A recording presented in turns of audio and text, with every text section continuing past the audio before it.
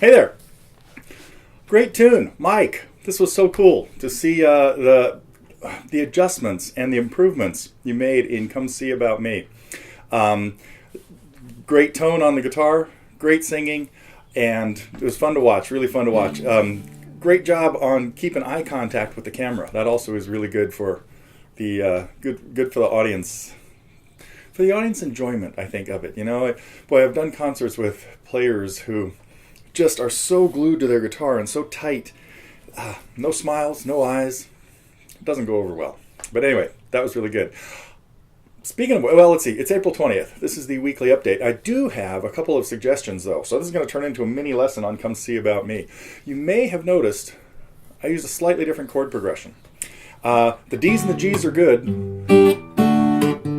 So I want you to consider, I listened to the Supremes version and somebody else's. Let me think. Oh, the one from Glee. Anyway, but what happened? The E minor to B minor is good. In the original they use G instead of E minor. But the E minor to B minor is a great thing.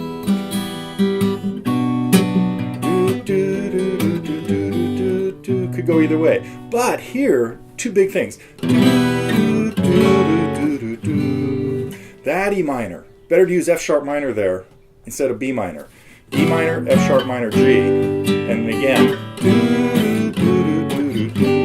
And then the big one.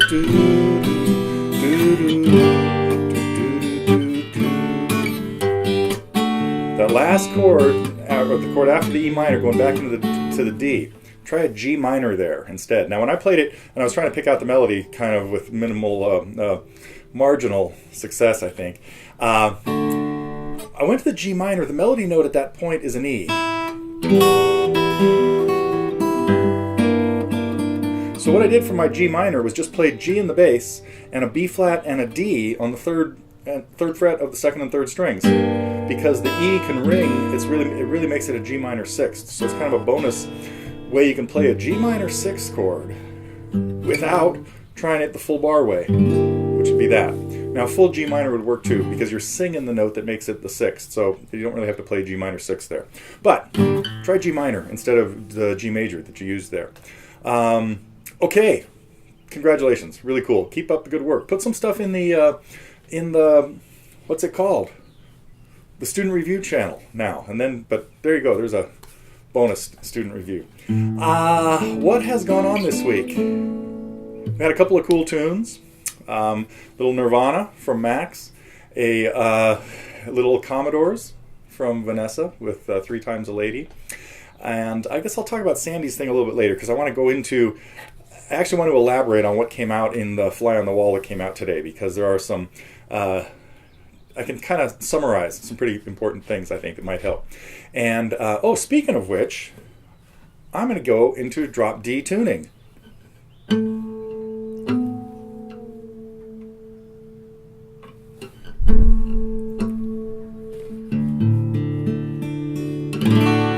There you have it.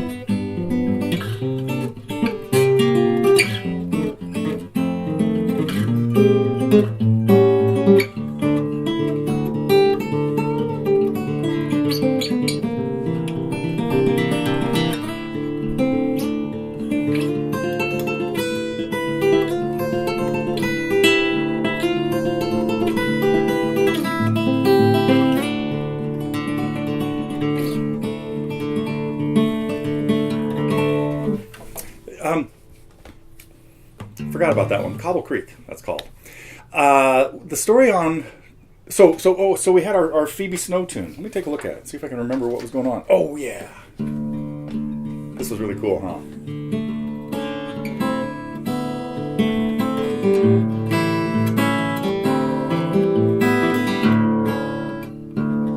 There it is.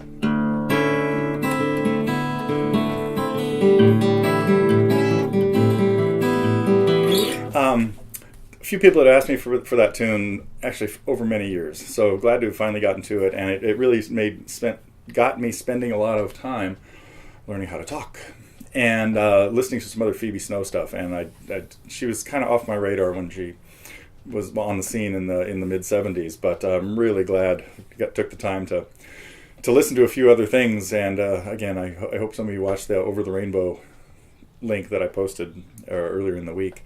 So anyway, fun song, vocal gymnastics going on in that one, but interesting picking and all kinds of things that happened in there. So I hope some of you are trying that and getting making a little progress on cool finger picking tune of Phoebe Snow's. The fly on the wall lesson that happened this week was pretty theory involved, and that was so it was like the first 20 minutes of one of Sandy's lessons. Right after that, we got into Blue Bayou and stuff that was pretty basic. But the idea with harmonics, what I would want to do is just give a brief rundown of harmonics and then a little bit of intervals and some things like that. Harmonic technique is making sure that you're lightly touching the string exactly over the fret. At the 12th fret, the 9th fret, the 7th fret, or the 5th fret, or the 4th fret. Now the one at the 4th fret is the same as the one at the 9th fret. But anyway, you can get harmonics in a lot of different places, even more than those, as I think I demonstrated in the lesson with Sandy. One big key, though, is you have to get very close to the bridge here and hit it really hard. Nail it with a pick or with your nail if you can, and then kind of let go fairly quickly, because the longer you leave your finger on the string, the more you're going to be touching the parts of the string that are supposed to be vibrating. So it doesn't have to be too fast. You don't have to try to do this and get out of there, because if you do it too fast, it'll sound bad. But lightly release after you've played it. Then. Nothing else about that. But like I mentioned, that we can get one at the 9th fret and the 4th fret. Every harmonic except the 12th can be found in more than one place. So the one at the 7th fret is a node the node is this part of the string that is stopped while the rest of it's vibrating. Okay, and so when we hit the 12th fret, we're cutting it in half, which meaning there's one node, string split in half. 7th fret cuts it in thirds, which means there's another node at the 19th fret that is the same as the 7th. It's a third of the length from here. When we get to the 5th fret, there are 3 nodes. The 5th, the 12th is not vibrating now, and then one right about here.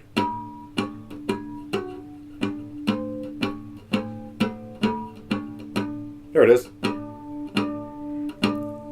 And the problem is that's right over the sound hole. And if you hit the string there while you're trying to hit the harmonic at the 5th, you get nothing, because you're trying to get it vibrating in a spot that can't vibrate. And as you get into smaller ones, like the one at the 4th or even further down, there are more nodes and they get closer to the saddle. So get way back here and hit them hard.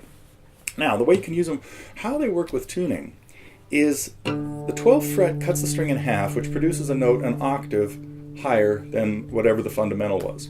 The 4th fret cuts that in half, so it produces another octave, 2 octaves above the open string. But the 7th fret gives you an octave and a 5th. So if this is E, which it's not right now, it's D. But I'm going to take it back to E in just a second. If this is E, the harmonic at the 7th fret is a 5th and an octave above E, which would make it B.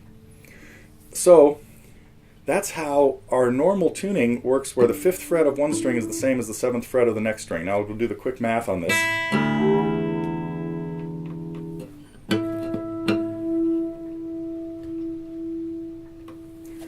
The note at the 5th fret of the 6th string is an E, 2 octaves above this E. Well, from this E to this string, A is a 4th. So if I went an octave and a 5th above this, I would get the same E. A 4th and a 5th add up to an octave. So the 4th from E to A, and then an octave and a 5th to to the 7th fret harmonic give us the same note that is at the 5th fret of the 6th string. So when strings are tuned a fourth apart, like most of them are, except for our 2nd string, the harmonic on the 5th fret of the lower string will match the harmonic on the 7th fret of the higher string. If we want that interval to be changed, like we do when we go into drop D tuning, we want it to be a 5th and not a 4th. Well, that is the distance we get between the 7th fret of one string and the 12th fret of the next.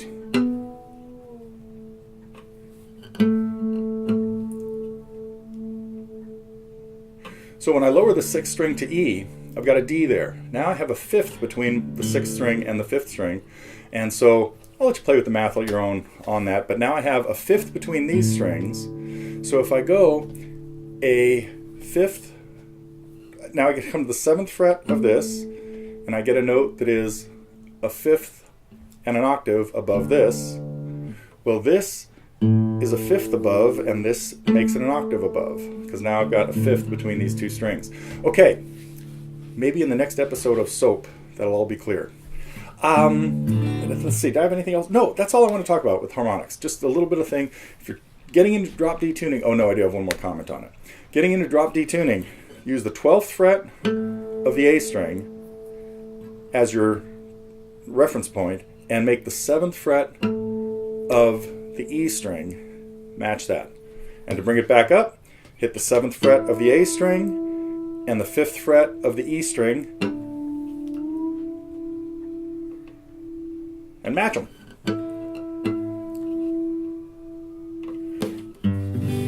So there you have today's escapade of tuning with harmonics. So here's the last thing I was going to say about that. Now, many people ask why you can't use harmonics to tune the B string. Now, the B is tuned a third from the G string, right? It also is a 5th from a 5th and an octave from the low E. Now, that means it should match the harmonic at the 7th fret of the E string. It doesn't, and it can't. It has to be a little flat. Fifths on the guitar, fifths in music, on pianos, everything, have to be all tuned a little bit flat for everything. This is the whole equal tempered tuning that I'm not going into that whole story right now. But if you want to read up on it, or well-tempered tuning, another way of thinking about it. But it basically means everything's slightly out of tune so that everything can sound in tune. Yeah, love that one. Anyway, if you tune your B string to exactly match that.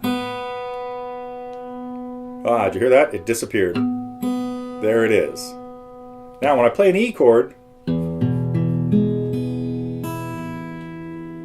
I gotta bring that E up too. That's what an E chord sounds like if I was in an open E tuning. Every interval perfectly matched to the overtone series. But now if I go to a D chord, that is painful. That octave D doesn't work. So the B string has to be a little bit flat, right there. So that the D matches and we live with hearing the B a little bit flat. Okay, all right, where's Bill Nye when we need him? But that's the story on that's a little bit of the story on guitar tuning. I hadn't even thought about playing anything today. I played a little bit of Cobble Creek, huh? That was kind of unusual.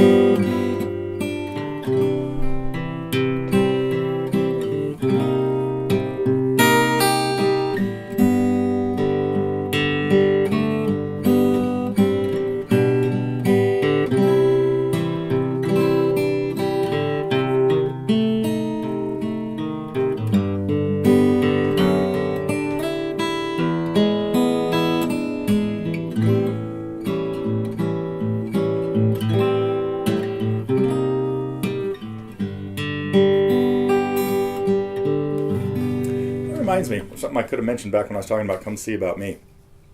An interesting alteration that happens a lot of times in chord progressions that we've talked about secondary dominants that show up here and there. I used a couple of them right in there. But there's also a really interesting cadence that happens many times, kind of like a little ending part to something, where you're on chord 1, in this case I'll do it in G, and I go to C, and come back to G. But sometimes you'll hear that 4 chord, C, changed chromatically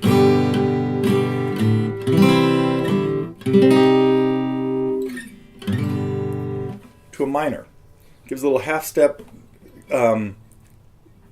sequence going from the E in the chord to E flat in the chord, resolving to the D in chord 1. And that's what happens with that in Come See About Me. We hear that minor shift on chord 4, just a little surprise. So something commonly done in songwriting. So okay, that is it for April 20th.